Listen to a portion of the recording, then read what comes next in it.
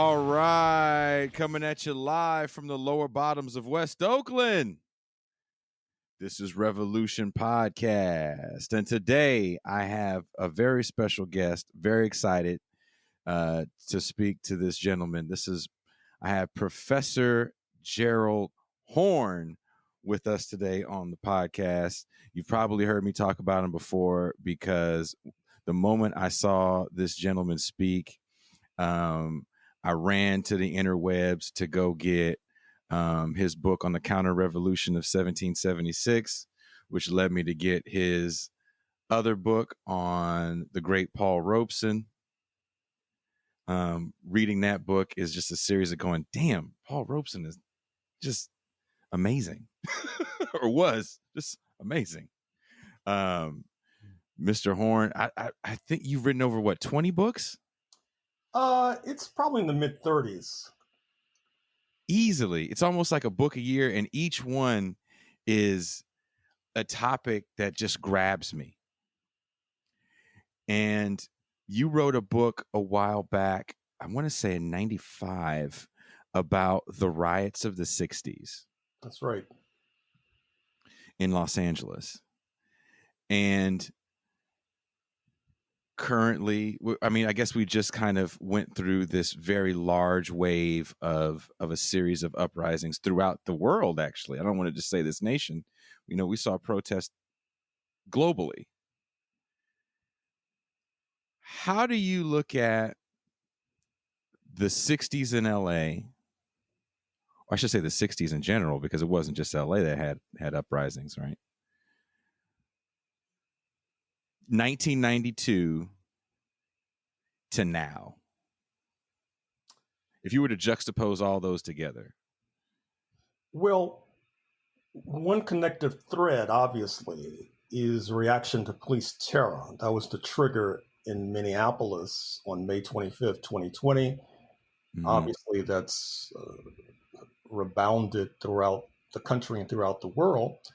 I think a difference is that in 1965, I think in some ways the correlation of forces globally were more positive for domestic struggle. What I mean is that in 1965, you had either rising national liberation movements or national liberation movements that were coming to power. For example, Kwame Nkrumah's Ghana basically becomes independent in 1957. And U.S. imperialism finds it difficult to compete for hearts and minds in that global environment as long as people of African descent are treated so atrociously. So this creates momentum for the easing of the more egregious aspects of Jim Crow and white supremacy. And so therefore, before August 1965, when Los Angeles explodes, just before then, you have the passage of the Voting Rights Act of 1965, which, even though it was gutted a few years ago, we're still relying on it to a degree. By 1992, the socialist camp had just collapsed. You saw that Kwame Nkrumah's government was overthrown in a CIA-backed coup in 1966. Admittedly, you still had national liberation movements and their concomitant or subsequent political parties in power, be it in Mozambique or Angola or Zimbabwe. And of course, you have the elections in South Africa by 1994. But it's not as positive a global environment, which helps, in my opinion, to explain why we did not have more advance post-1992. And as of 2020, I think it's much more of a mixed picture. One development that sadly escaped the attention of many was the fact that a few weeks ago at the Human Rights Council of the United Nations in Geneva, Switzerland, the African Union, headquartered in Addis Ababa, Ethiopia, which is the Pan-African transcontinental body of 4 plus African nations, filed a motion at the United Nations calling for a commission of inquiry into what they call systemic racism in the United States of America. Now, unfortunately, because the motion did not give that much attention on these shores, so there wasn't that much lobbying here in the United States, even though we were the ultimate beneficiary. Mm-hmm. That bespeaks the breakdown in communications, I would add, between uh, our friends and comrades abroad and we here in the wilderness of North America. But as noted, the motion did not carry, although I do think it bespeaks this continuing interest in our plight. And one of the issues we're going to have to deal with sooner rather than later is reviving those organs of communication, which brings me to another issue. I think in 2020, the Black Lives Matter movement, for all of its successes, and there have been quite a number, including successes to unintended beneficiaries, the fact is that it's a decentralized movement, and in part that's a reaction to what happened to centralized movements. That is to say, Like the Black Panthers, Panther right? Party in your own San Francisco Bay Area, and Yeah. leaders jailed, shot, uh, exiled, etc.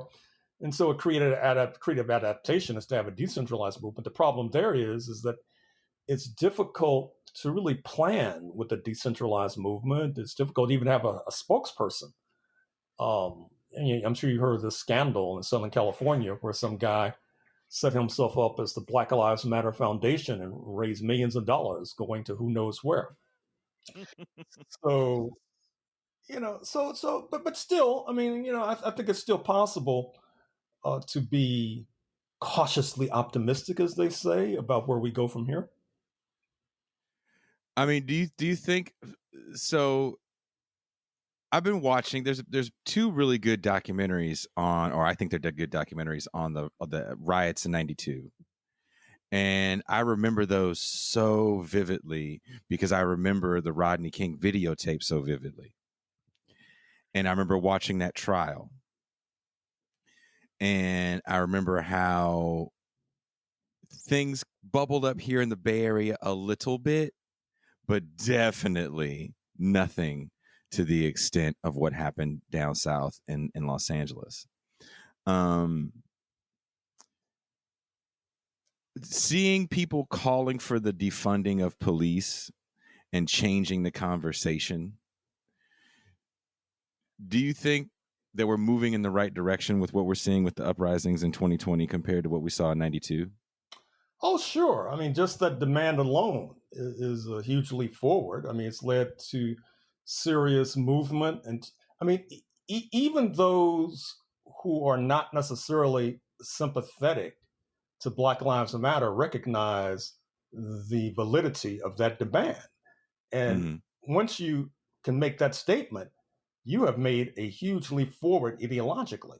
What I mean is that even from the point of view of efficient use of tax dollars, it doesn't make sense to send a man or woman with a gun to deal with a noise complaint from a nosy neighbor, or to write an accident report after an auto accident, or to deal with a mentally challenged. It just doesn't make any sense.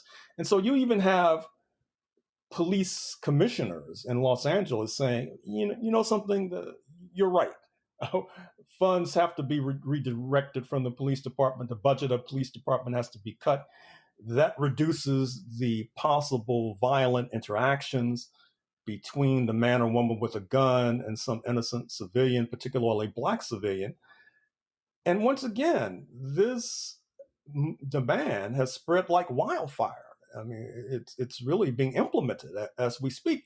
You didn't have a similar sort of demand that was emerging from 1992.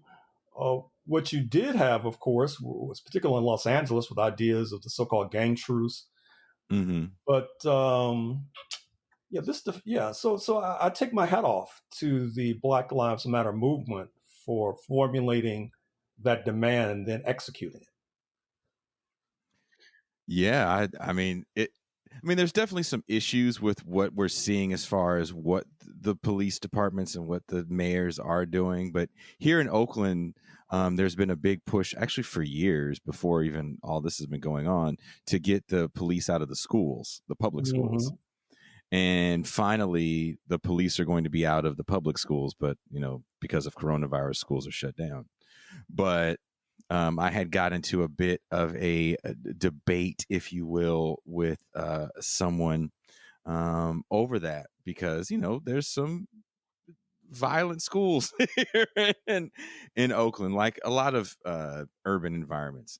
And I actually got to go to a school not in Oakland because my father worked for a different district. And my whole point was to this gentleman who thought that maybe it was a bad idea to remove police at schools because there are kids that bring guns to school. My point was, well, you know what? I went to a school with no police, and the kids that got into trouble with drugs, with fighting, with talking back to teachers, with drinking on campus, I would say the majority of my classmates, the vast majority of my classmates, are doing wonderful with their life, and some of them are even district attorneys. Really? Good. And when you don't have police in your school giving you a felony for these, where I was going to school was a youthful indiscretion, and there's other aspects that why these kids get to have such great lives, but not getting arrested for talking back to your teacher is huge. Mm-hmm.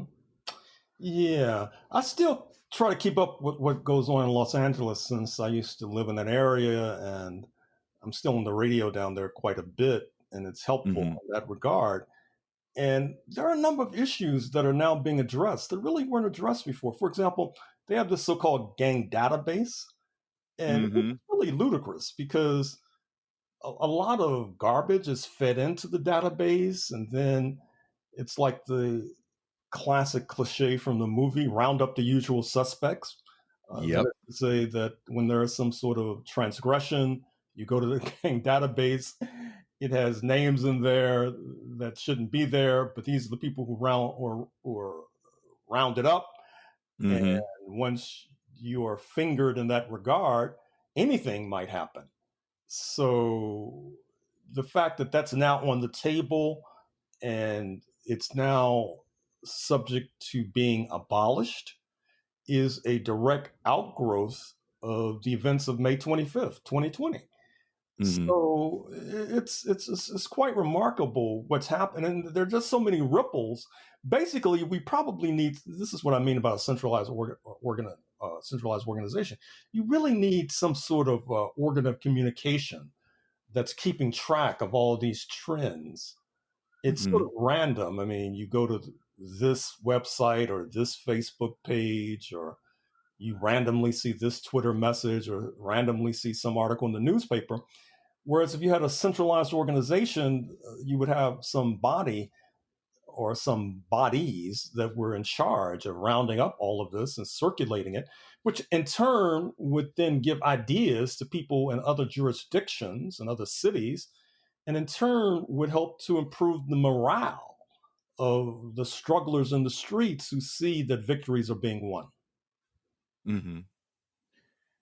So do you see that as kind of a failure of this new left, if you will?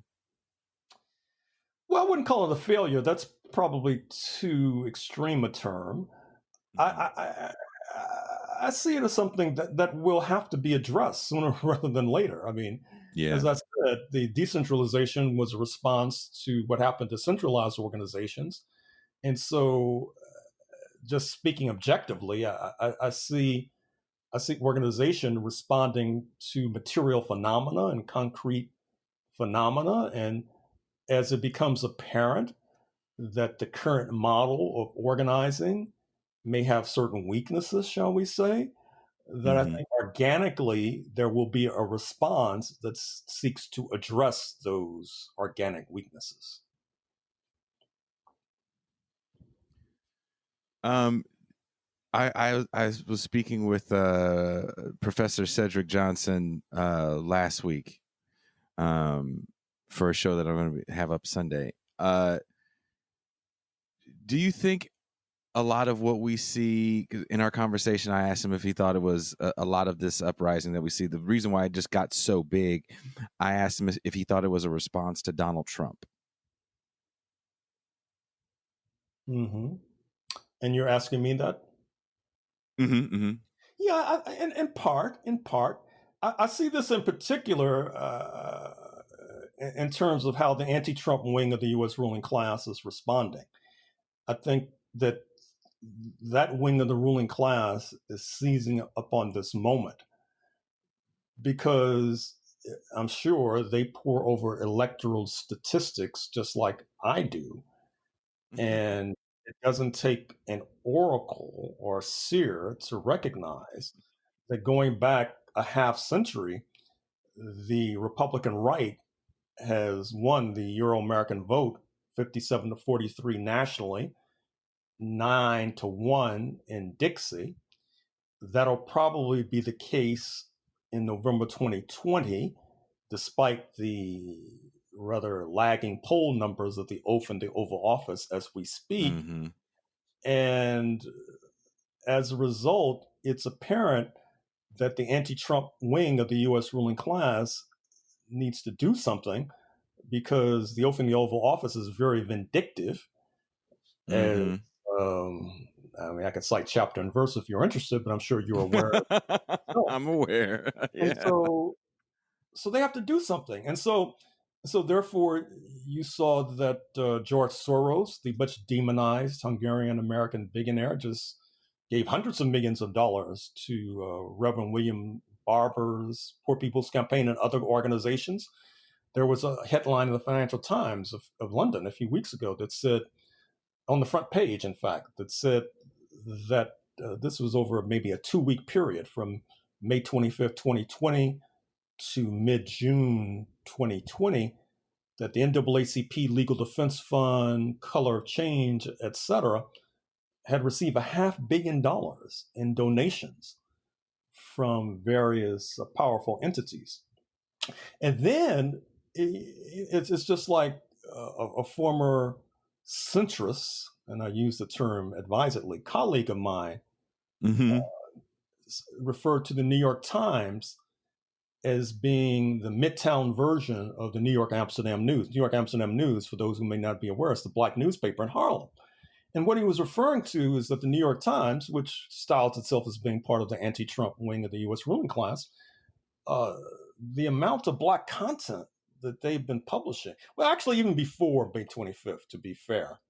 And in fact, just the other day, Secretary of State Michael Pompeo, in a major address releasing the latest human rights report from the U.S. State Department, where the United States purports to advise other countries on their alleged failings with regard to human rights, he singled out for special condemnation the 1619 Project of the New York Times. Recall that this was spearheaded by the black journalist Nicole Hannah-Jones. Yeah, she won a Pulitzer, right?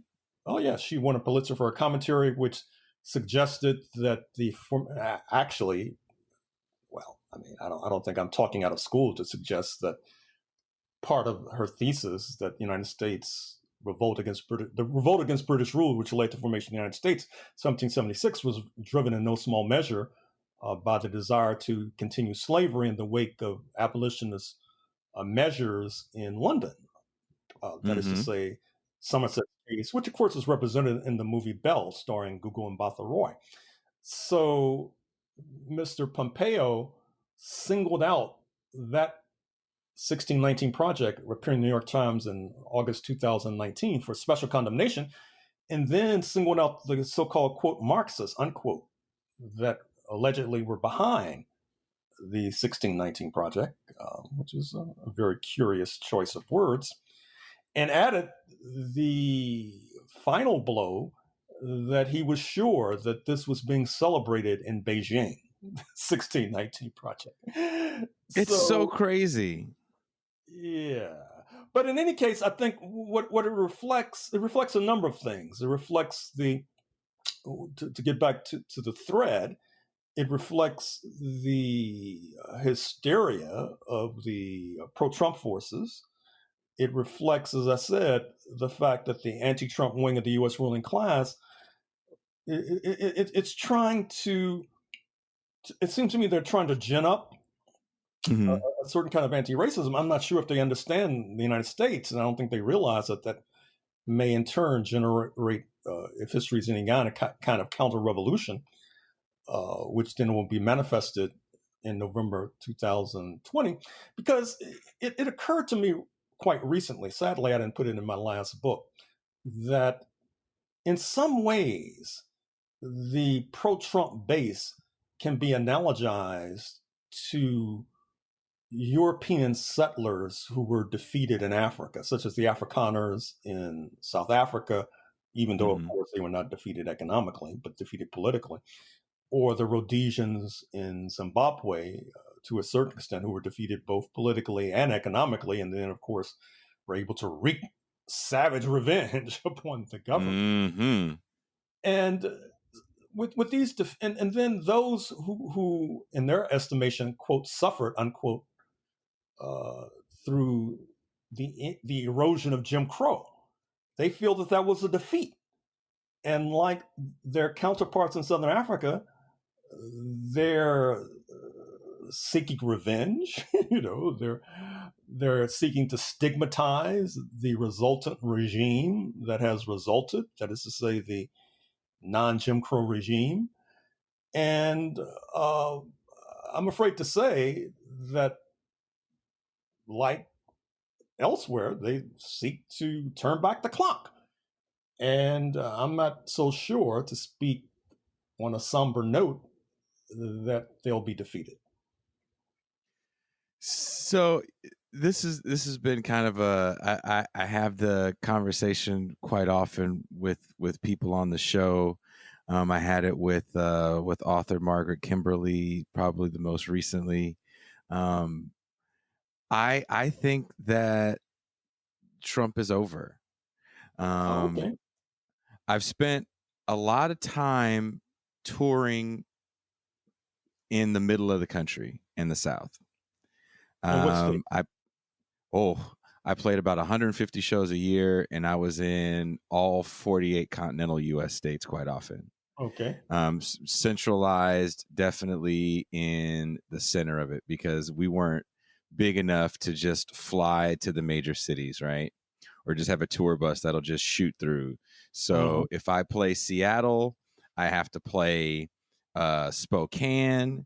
I have to play Great Falls, Montana, and Bozeman, and Billings, and the what is that city in North Dakota? Mandan, North Dakota. Before I even get to Fargo, before I even get to Minneapolis, which is the next big major metropolitan area when you leave Seattle. Right, it's 1,500 miles away. So I spent a lot of time in all these small markets. And 2012 was the first year I was actually kind of frightened to be a black man in America. The second Obama election, people were very, very angry. And the anger you speak of, I saw it when I would go up on stage. And I felt it in the comments that people made.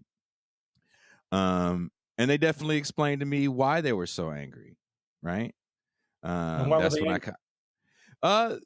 So that's when I first started to see the opioid crisis, and that's when I first started to see firsthand the destruction of cities from a deindustrialized standpoint.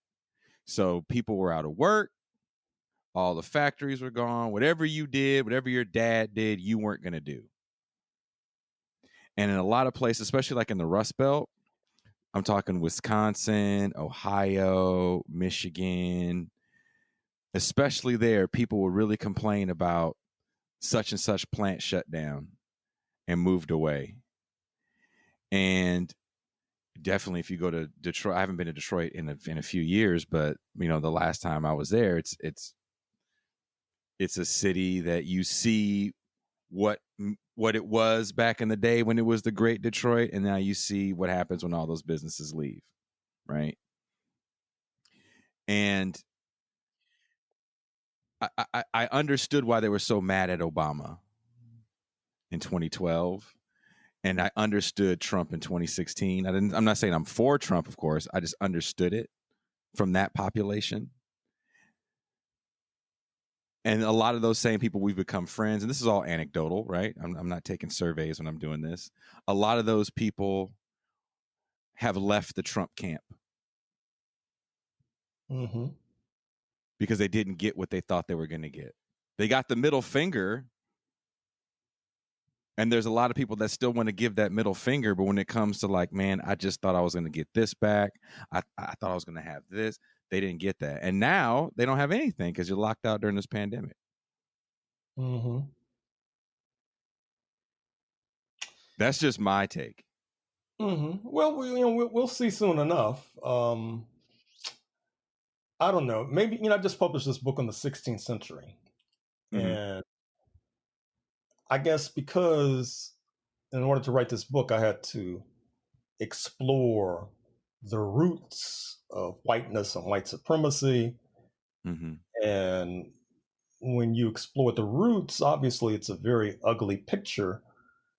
And perhaps that's led to my somber analysis about the election of 2020. I mean, I would love to be proven wrong, but on the other hand, I'm already making alternative plans to flee to Vancouver, British Columbia, Mm-hmm. in case this election goes a certain way. Beautiful city. Mm-hmm. It's a beautiful city. I've spent a lot of time there. My ex is from Vancouver, and her and I played music together. We're the ones that toured all the time in that band, and spent a lot of time in Vancouver. She did not understand, as being a Canadian, she didn't understand the racism. She's Asian too. She didn't understand the racism that we would see when we got to the South, because she has kind of a they don't really talk about that in the schools out there. That's not part of their history, right? So she knows what the Civil War is, of course, but she didn't really get Southern racism until we were in, the backwoods. Meridian, Mississippi actually asked us to leave. Mm. How long ago was that? 2015. What do you mean? You mean the hotel or The venue? Mm-hmm. The venue just told us to leave, and we just left, which was weird. It's like, you guys booked us. Mm-hmm. Oh yeah. So no, I totally understand wanting to go to Vancouver. It's a beautiful city. Mm-hmm. Mm-hmm. But I do believe in my soul, and maybe this is me just being an optimist, that Trump is having his Herbert Hoover moment, and that's why he's throwing one of the largest temper tantrums I've seen in my lifetime from a person with this level of power. I think he sees.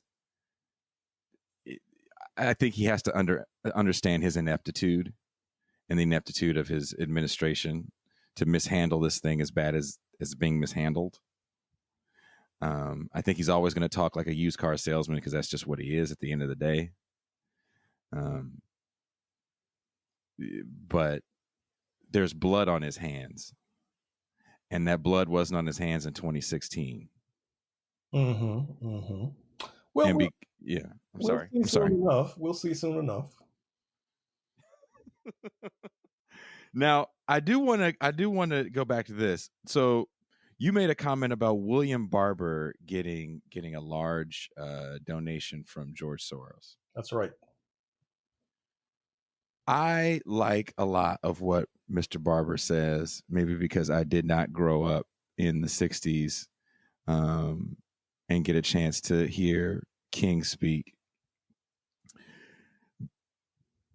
That being said, Chris Hedges once said that he was worried about William Barber being corrupted by Democratic elites.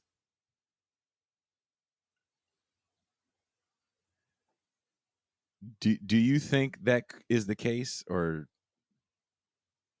not really? Well, I mean, believe it or not, don't tell anybody. It's possible that Jason Miles could be corrupted, but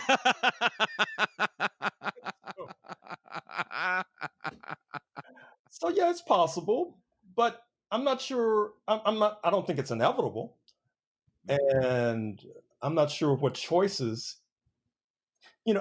I come out of, I used to be a lawyer. I went to law school Okay. at UC Berkeley. And before I went into academia, I was in the public interest law realm trying to raise money. And it's hard. If you're trying to do Yes. something progressive, to then try to raise money, it's hard. It's difficult. And so I don't automatically hold it against someone who is gifted with a large donation. I think it's reasonable to watch the organization carefully. I think that's reasonable. Mm-hmm.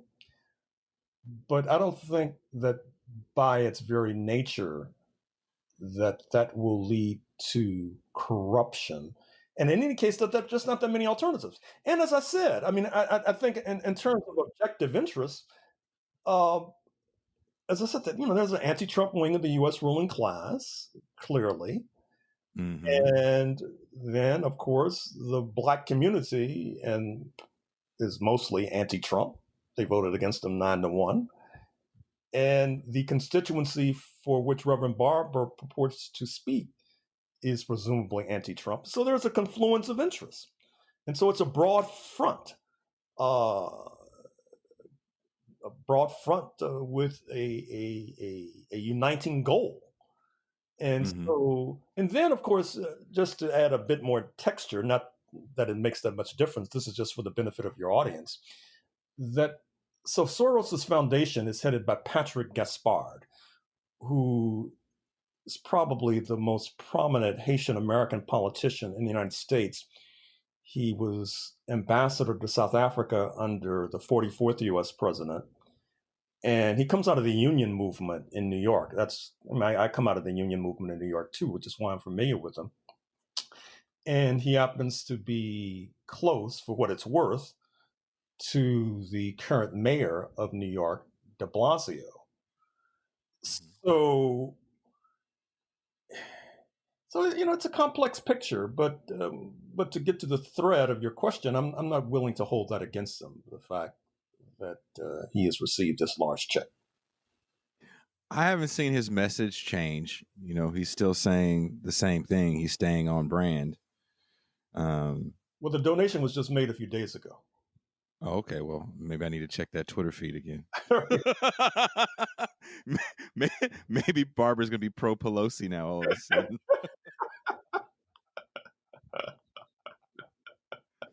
And that actually, I hate. Yeah, she's a no here because I actually do canvassing and work with volunteer with Shahid Buttar, who's running against Nancy Pelosi. Oh, I see. Is he Arab American? Yes. Pakistani. Oh, Pakistani. I see. Pakistani. I'm sorry. I believe he's Muslim. I see. Great dude. He's been on the show. I am so excited for his race. Here's another question for you. With the ascension of Alexandria Ocasio-Cortez in Congress, and I totally understand that she's a bigger media figure than she is a power player in Congress right now, today.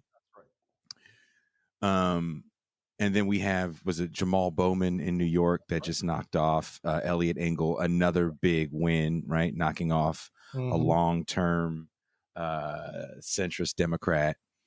Is it realistic that we could see a person, and before I even say that, I'll also preface this with the ascension of Charles Booker in Kentucky. That's right. That if it wasn't for some real kind of disgusting voter suppression, probably would have beat Amy McGrath. A very close race. Do you like what you're seeing with these progressives that come from the world of organizing and protest that are now jumping into to politics? Well, sure, it's a step forward, and I have my critics would say I have a very sour view of the United States of America.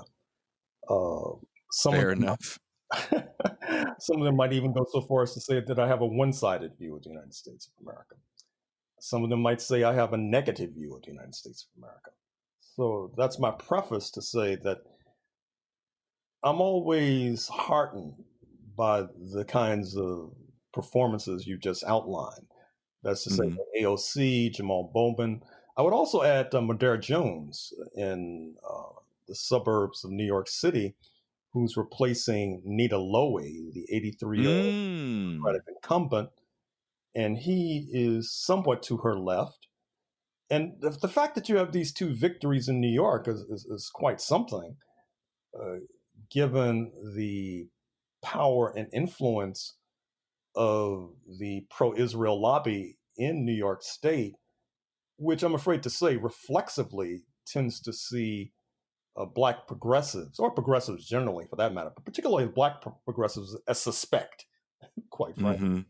And the fact that they were able to prevail is quite something.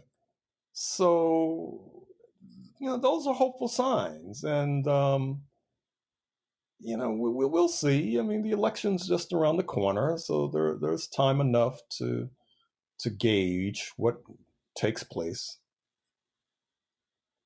I'm excited. For me, it's. Do you feel like 2016 was a bit, and the ascension of Bernie Sanders? Let me say this: do you feel like the 2016 election and the ascension of Bernie Sanders was an awakening for a lot of people, like a leftist awakening, if you will? Well, I'm not so sure if it was awakening, but certainly I think it was a step forward. I think his campaign in 2020 was a step forward. 2019, 2020 was a step forward as well. And I think he got sandbagged at the end of that particular race by a number of forces. What's so hypocritical about the United States is that you may have heard about this,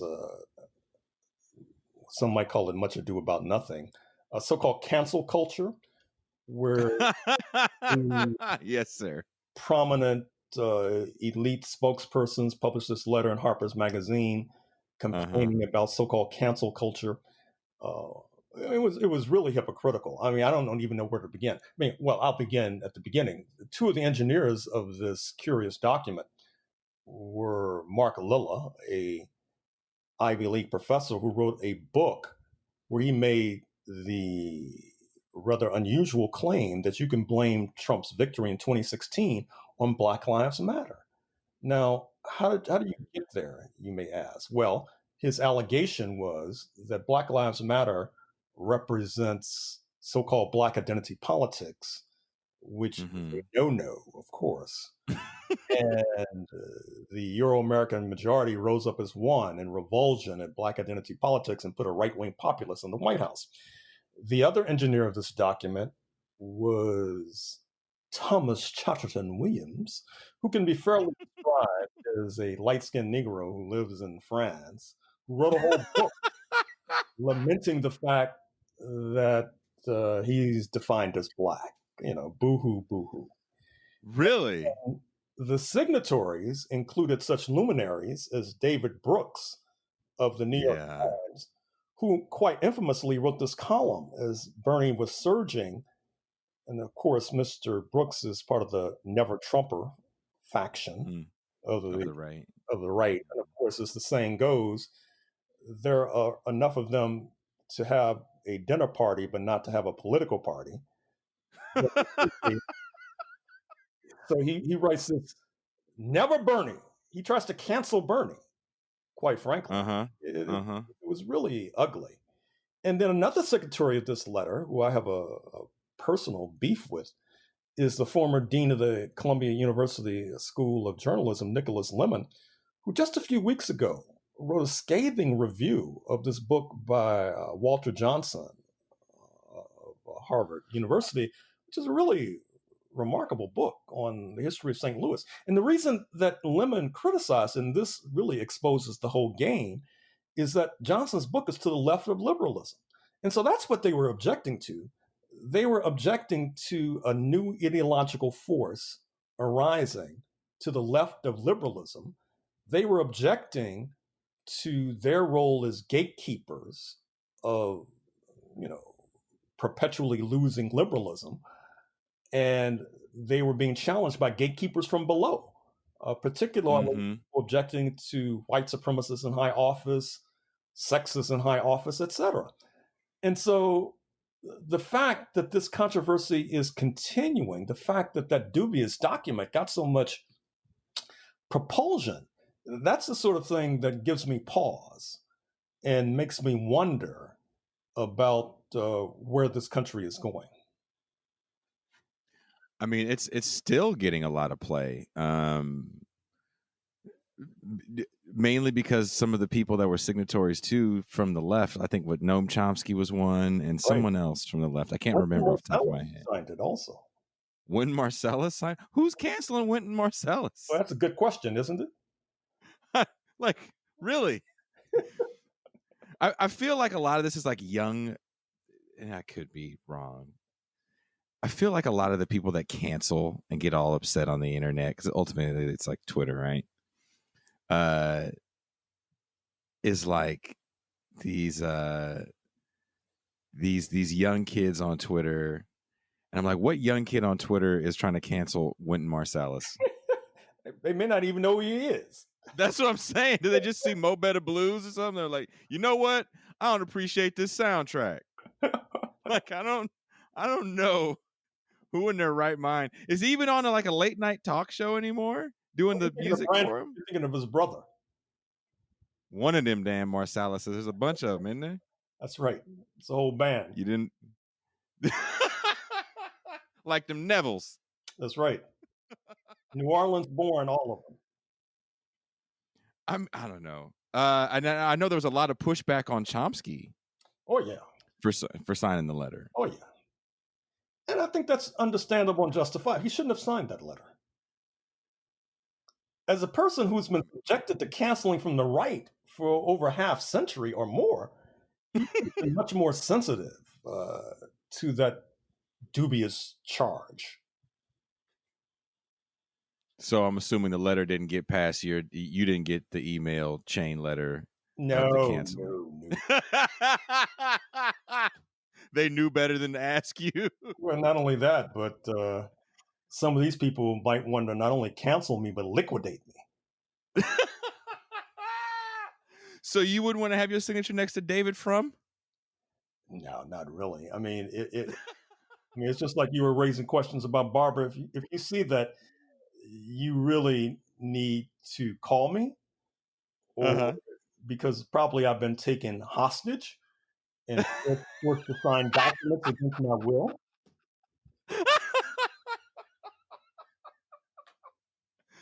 I had a conversation with another professor, Ben Burgess, and I guess he had written something and was on like Jacobin talking about the whole letter and cancel culture. I believe right after we had spoke, he did a whole thing on Jacobin about it. And we were supposed to talk about something different, and it just kind of came up into the conversation. And I wouldn't say he got heated by it, but do you think that sometimes people, even in the left, have a tendency to cancel their own a little too much, or want to cancel their own a little too much on social media? Well, I look at that the same way I look at Black Lives Matter, in the sense that I was trying to soften my critique of decentralization because I was trying to understand how it arose, that is to say, from the crushing of centralized organizations. And likewise, the U.S. left has been under siege. I mean, I have a lot of sympathy for those who went through the fires of McCarthyism, that is to say, the precursors of some forces who are with us today, because that was a very difficult period. People, I wrote this book on Paul Robeson, as you suggest. Yes. You see what happened to him. I mean, yes. tallest tree in our forest. They tried to chop him down. They tried to kill him. And that was a very dangerous signal because, as you know, you only have to beat one slave to keep the entire plantation in line. So I'm sensitive to folks on the left because folks on the left of the United States, many of them haven't had that much experience. And they've grown up in this right-wing culture where you have a person like Donald Trump as president and with 63 million people voting for him. And I don't think any of us can say with precision or certainty that he will even be defeated, although I heard and understand what you just said a few months from now. So I think that there's a lot of pent-up anger in the U.S. left as to what has happened in this country and who perpetrated it. And so since May 25th, 2020, a lot of that pent-up anger is boiling over. And I do think that there might be some who are swept out to sea who didn't deserve to be swept out to sea. I'll concede that, but I can't say who they are right now. Another question I actually have for you, since we're talking about McCarthyism, what disconnected us as Black people from our roots when it comes to like socialism and communism? What disconnected us from that, especially when we talk about our revolutionary roots? I've had a few different people on the show ask that same question. So what is your take on that? Well, I might have even used this phrase in my Robeson book. I might have used it in another book. If you can understand the counterinsurgency in Central America during the Cold War, you can understand what happened to the Black community. The slogan of the U.S. sponsored counterinsurgency was beans and rifles, frijoles y fusiles. In other words, you make certain positive concessions, like anti-Jim Crow concessions, post 1954, Brown versus Board of Education, Civil Rights Act of 1964, Voting Rights Act of 1965, Fair Housing Act of 1968. And then the rifles are bludgeoning into submission any who do not want to accept the liberal compromise, be it Paul Robeson and his comrades, William Patterson from San Francisco Bay Area, by the way, Ben Davis, the Black Panther Party, et al., who are either bludgeoned into submission or marginalized. And it was that deft combination of beans and rifles that I think left the Black community somewhat disoriented and then left standing, I'm afraid to say, I was just asked this the other day, the NAACP, which of course participated in the attack on Robeson and defamed and libeled Robeson. And that's one of the few organizations that remain standing because they went along with the program. And so the whole ideological landscape was changed. And I think, it's just like looking at some of my peers. I mean, people, they may have, I used to spend a lot of time in Washington, D.C. And my takeaway from Washington was that you have a lot of people who are masquerading. I mean, you have Marxists masquerading as liberals, liberals masquerading as conservatives, and the conservatives are the only ones who can be themselves. And I think that part of that is that, people want recognition. They don't want to be marginalized. They don't want to be isolated. And I think that's in part what happened to the Black community after the ideological landscape shifted. People made their peace. People made their compromises. And to an extent, it's understandable, although I wouldn't necessarily say it's justifiable. Because I asked that question too, because when you have the kind of emergence of these voices in the community, kind of more on the pop culture side, like Candace Owens and even Kanye West, that speak about this Dem exit or Blexit from the Democratic Party. And they always look at it from the two-party system, right? Either if you're not going to be a Democrat, then you have to be a Republican because the Republicans were the party of Lincoln and Democrats were the party of the Klan. And I'm like, well, that's a long time ago. And these definitely parties have evolved into something very different. But they never talk about socialism or Marxism or communism. And it's almost as if those are bad words in our community for a lot of us. I'm not going to lie. My mom is a socialist and kind of pushed me over the hump when she got radicalized, if you will, Mhm. as an organizer. What is it going to take for us to kind of reconnect with those roots? Well, I think the ground is shifting beneath our feet as we speak. I mean, we've seen remarkable changes since May 25th, 2020 already.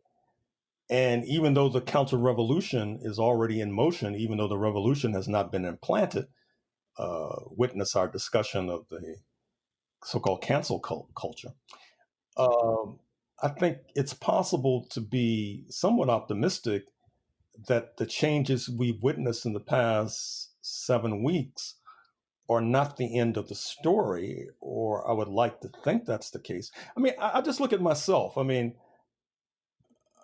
after May 25th, I was on like Iranian media quite a bit, German media quite a bit, French media quite a bit. And this was somewhat unusual, for example. And obviously I wasn't diluting my words. As a matter of fact, when I was on Deutsche Welle, the German station, Mm-hmm. the host was pressing me to acknowledge that those defined as white in the United States have a collective responsibility and should have a collective guilt.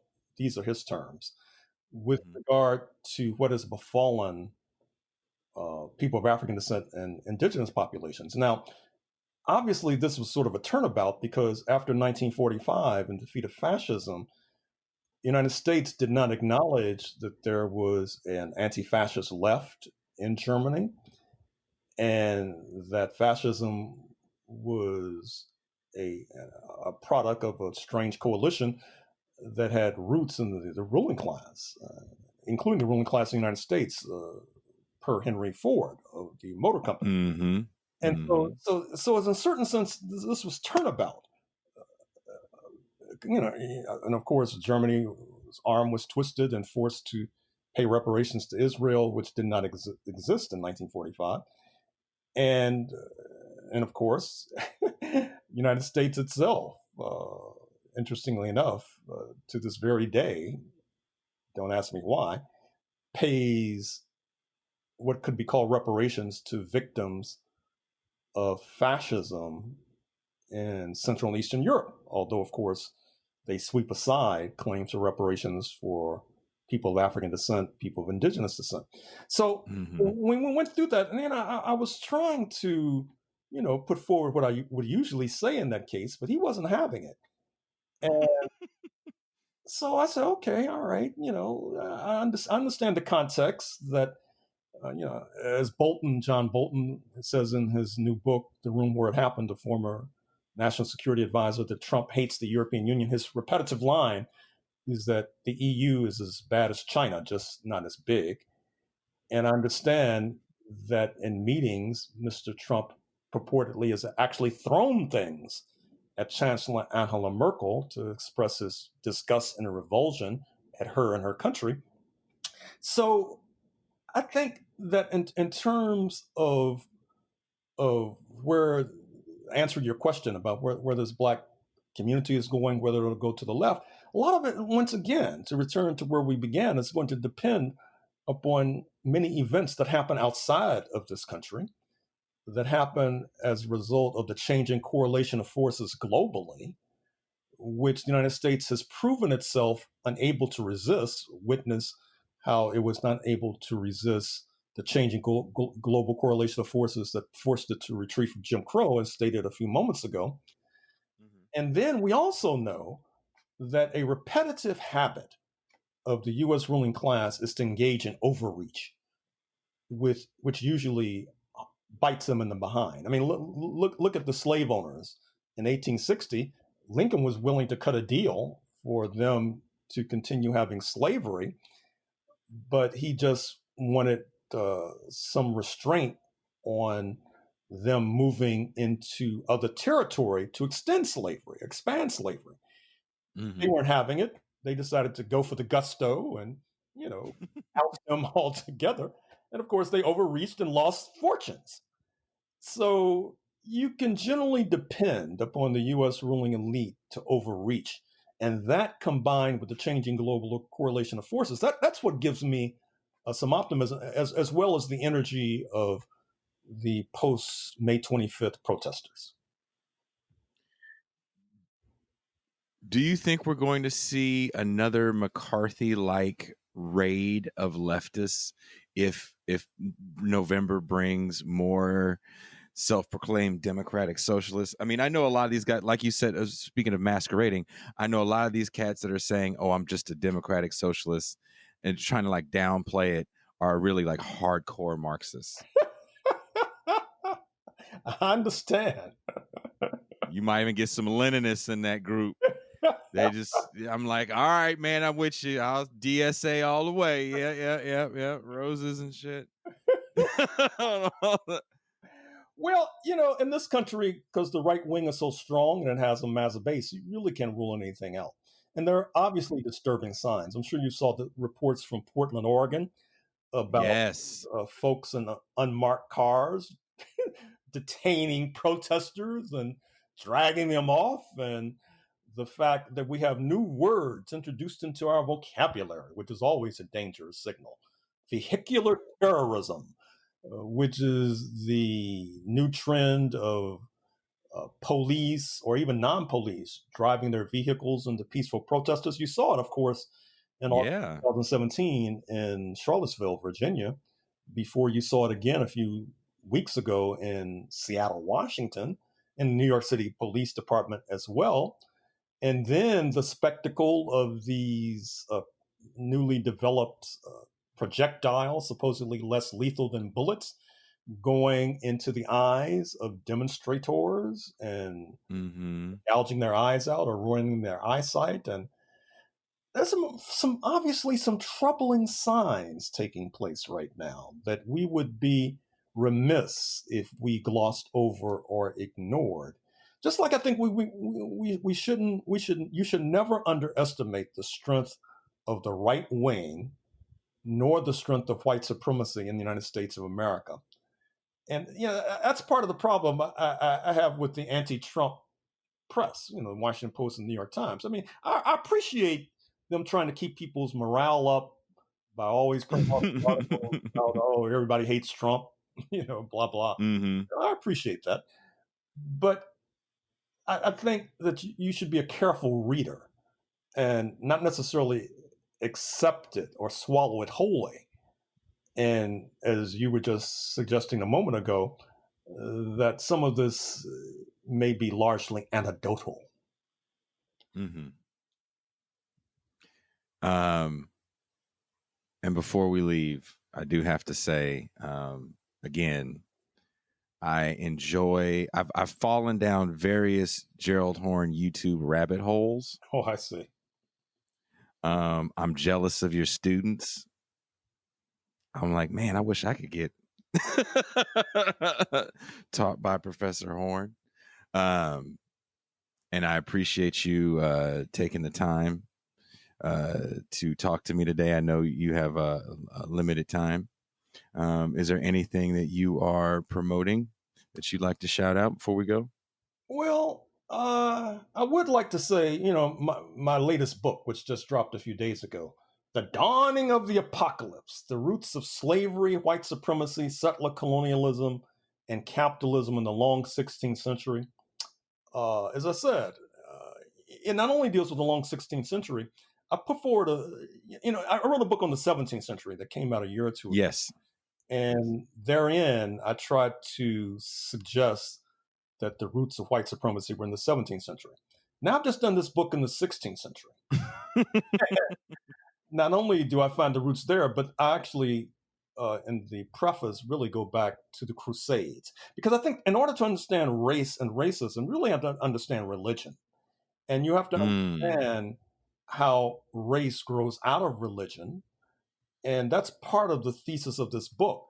To make a long story short, you have this warring conflict between Protestants and Catholics, Protestant London, Catholic Spain, particularly beginning in the 1530s. And what happens is that in order to outflank Catholic Spain, which is the major power, England, which is this minor monarchy on the fringes of Europe, basically once again in a creative adaptation, which is something I keep using that phrase because oftentimes what's happening is contingent. There's not necessarily a blueprint. There's really sort of a people adapting on the fly. And so what happens is that London moves towards pan-Europeanism, and which morphs into whiteness and morphs into white supremacy. And then there's a long prehistory of that going back to the Crusades in 1095, where Christian Europe tries to reclaim what they call the Holy Land from the Muslims. Of course, that leads to an elegated battles that stretches over centuries. And of course, even Catholic Spain, as you know, was dominated by the Muslims up until about 1492. So, yeah, I really maybe it's because the book just came out, and I've been thinking about it a lot, and so that's what's on my mind right now. Well, that is on my list of books to get. I also have to get, it's on my list as well, the book you wrote about WEB in Japan, I believe it is, right? Oh, Facing the Rising Sun. Yeah, you're in the Bay Area. You should, since you're in the Bay Area, definitely look at that.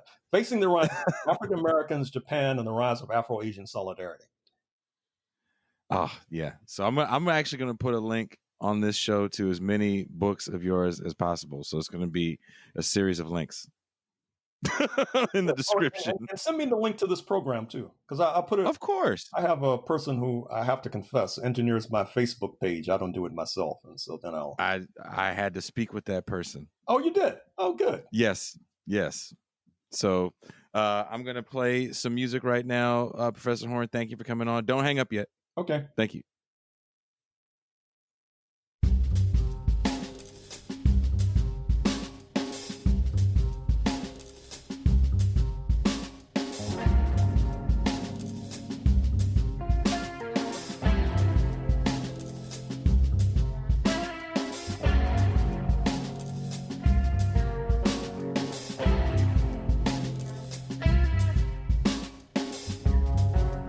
That was Professor Gerald Horne. What an honor to speak with that man. Good times. If you enjoyed that show, please hit the subscribe button so you can hear more.